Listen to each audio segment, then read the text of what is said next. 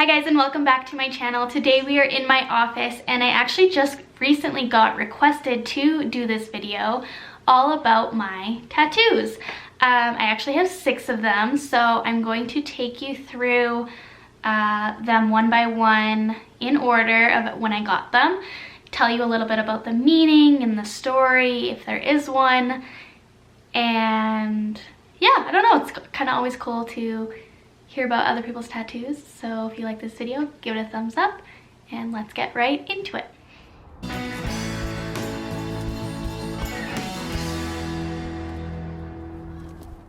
So the very first tattoo I got is actually on my neck. It says C'est la vie, which is French for such is life or that's life.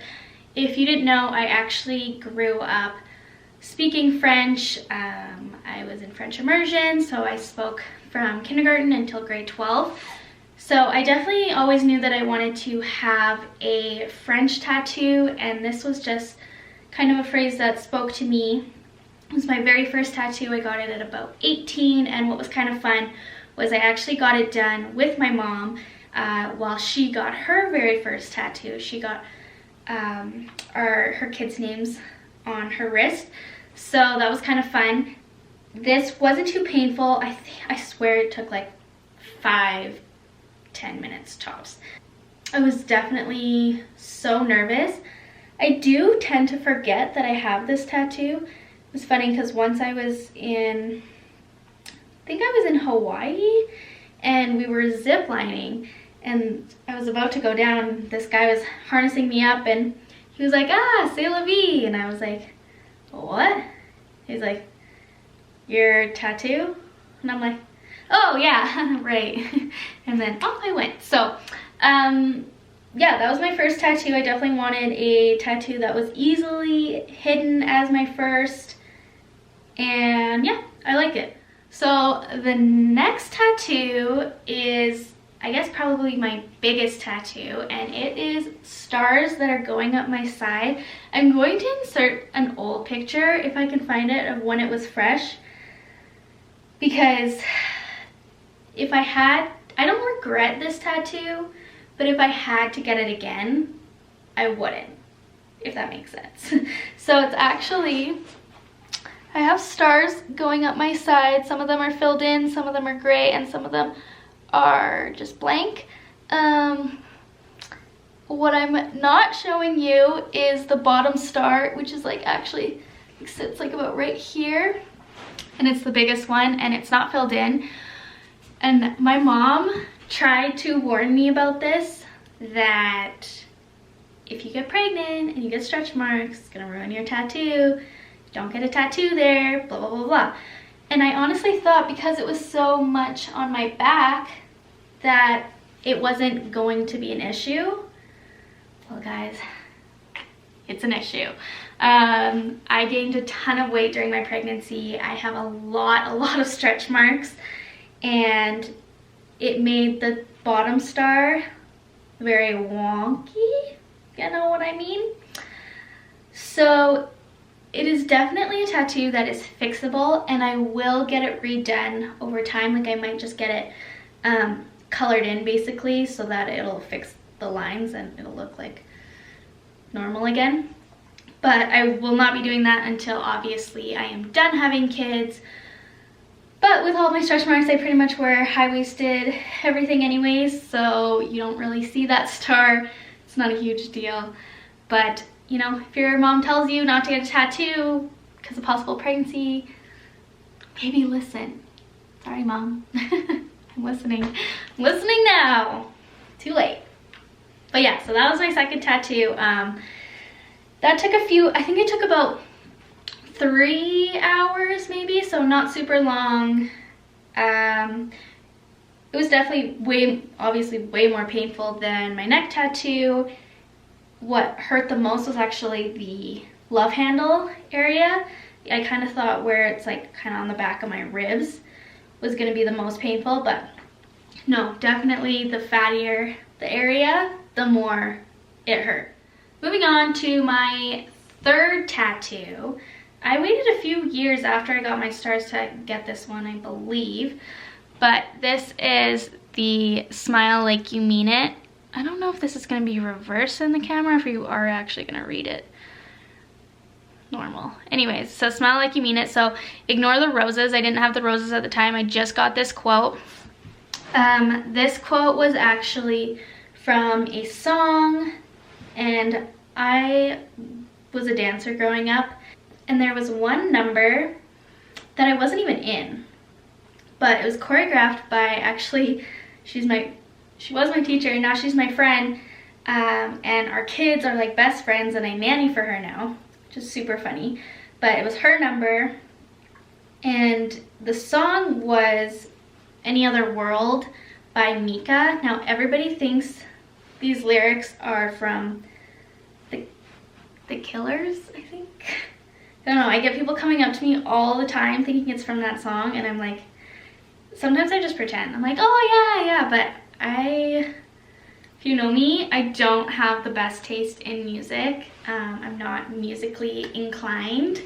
So no, it is not from the Killers. I don't know what song that is off the top of my head. I've probably heard it, but I don't really know. So, but I got this, and so it's a kind of like an homage to my dance life, but it was just a song that really spoke to me in like specific lyrics. So I don't believe that all your tattoos have to have some deep, meaningful importance to you. So most of my tattoos have a little connection. Obviously my stars like are just, I like the look. So that's something that I believe in. I think if you're gonna put ink on your body, it does not have to have a meaning as long as you love it. Getting my stars done on my side was something that made me feel like, I think like grown up and like sexy, and yeah, I really liked them. And so I don't believe that you have to have meaning in every single tattoo. But so this one has slight meaning, but nothing crazy. So then I obviously built on that tattoo and got my roses done. These were so well done. So she has done my last 3 tattoos. Her name is Janine, and she actually moved to Victoria. So I won't be using her for my next tattoo, but she did my later 3. She's just really good at shading. This literally turned out exactly how I wanted it. I just thought I like it. I think it's just like very feminine, but kind of like tattoos are kind of badass too.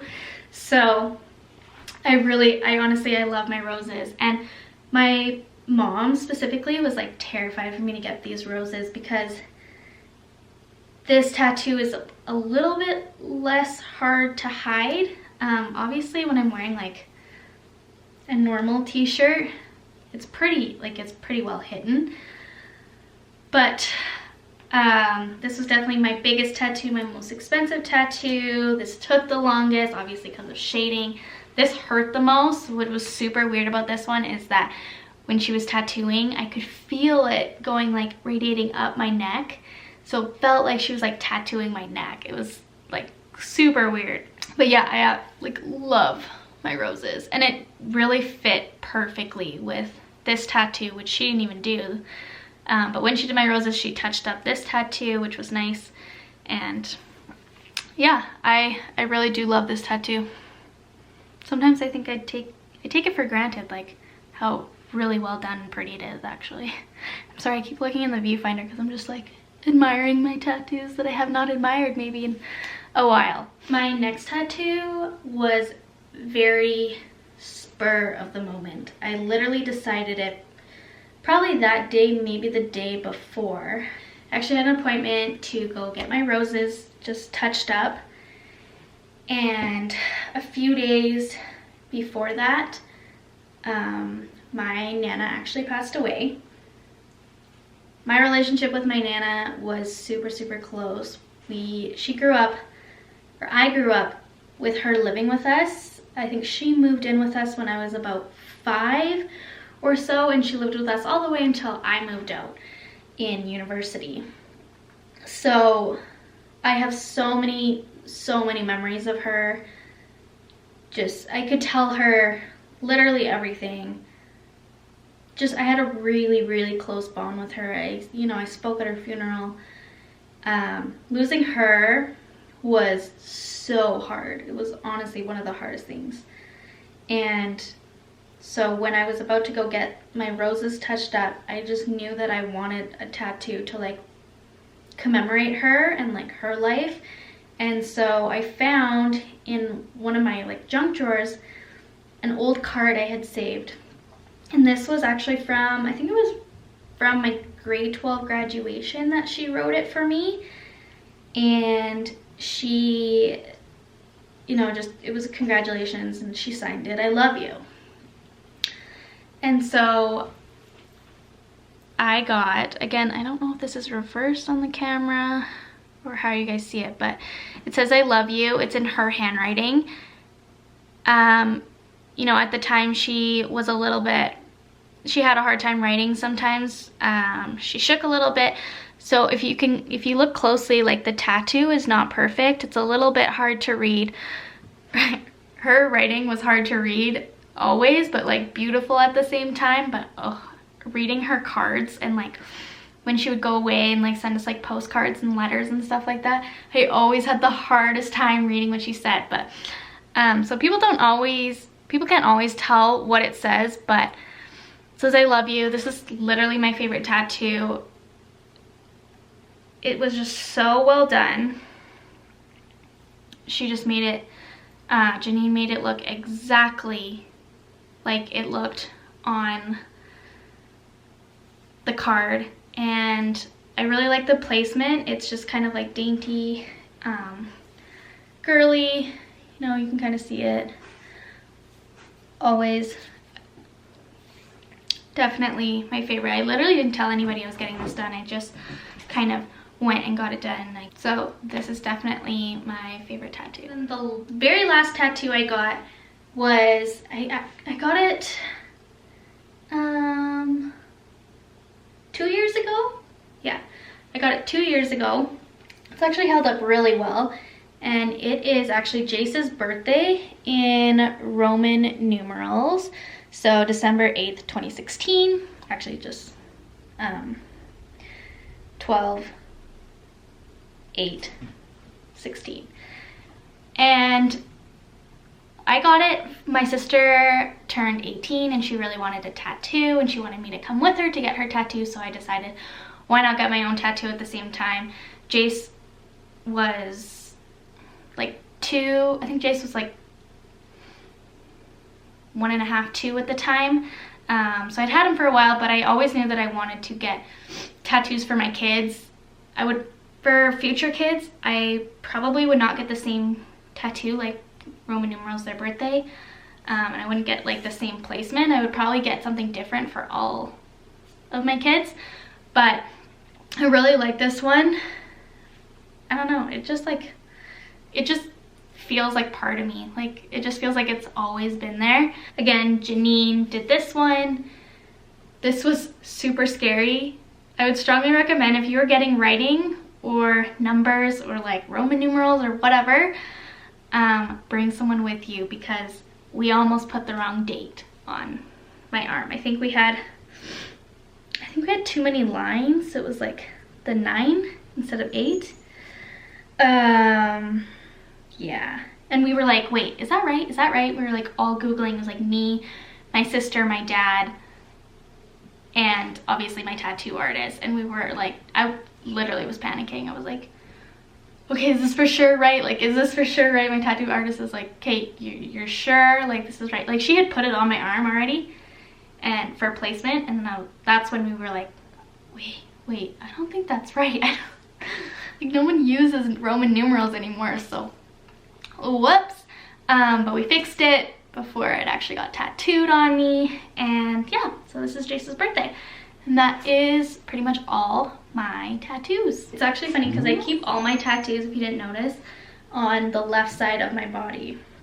I don't have anything on this side. My neck is like as middle as it gets. And I call this like my badass side. Like, I have like multiple earrings in my ear too on this side and not on this one. I honestly, I don't think I could ever get a tattoo on the right side of my body. It's super weird. I don't know why, but everything has to go on the left. But so I'd probably like a smaller tattoo, maybe on like my legs or something, or my foot. But I want my next tattoo to just be like a fun in the moment tattoo.